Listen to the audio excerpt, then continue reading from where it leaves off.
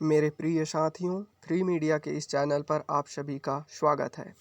आज हम बात करेंगे बरगलाने वाली राजनीति।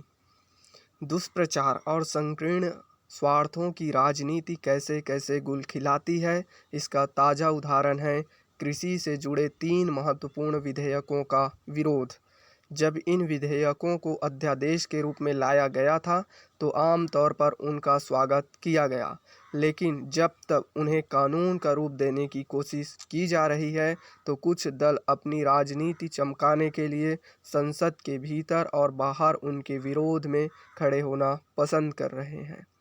चूंकि नई व्यवस्था में आढ़तियों और बिचौलियों के वर्चस्व को चुनौती मिलने जा रही है, इसलिए यह मानने के अच्छे भले कारण हैं कि इन विधेयकों के विरोध के पीछे वे और उन्हें संरक्षण समर्थन देने वाले नेता ही हैं।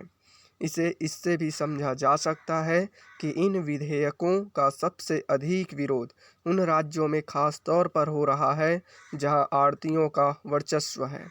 राजनीतिक दल किसान हितैषी होने का दिखावा करने के लिए किस तरह एक दूसरे से होड़ कर रहे हैं, इसका सटीक उदाहरण है हरसिमरत कौर का केंद्रीय मंत्रिमंडल से इस्तीफा।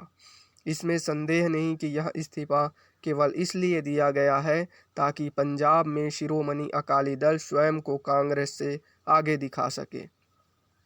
अभी तक इस बात का रोना रोया जाता था कि देश का किसान यह नहीं तय कर सकता कि वह अपनी उपज कहां और किसे बेचे, लेकिन जब अब किसानों को अपनी उपज कहीं भी बेचने की छूट दी जा रही है तो यह हल्ला मचाया जा रहा है कि ऐसा क्यों किया जा रहा है। क्या कथित किसान हितैषी दल और संगठन यह चाह रहे हैं कि देश का किसान पहले की तरह दशकों पुराने और कालाबाह्य साबित हो रहे मंडी कानूनों और साथ ही आढ़तियों की जकड़न में फंसा रहे? यदि नहीं तो फिर किसानों को अपनी उपज कहीं पर भी बेचने की सुविधा देने की पहल का विरोध क्यों? किसान हितैषी कदम को किसान विरोधी साबित करने के लिए जिस तरह यह अफवाह फैली गई कि न्यूनतम समर्थन मूल्य की व्यवस्था खत्म की जा रही है, उससे यही स्पष्ट हो रहा है कि छल कपट की राजनीति की कोई सीमा नहीं।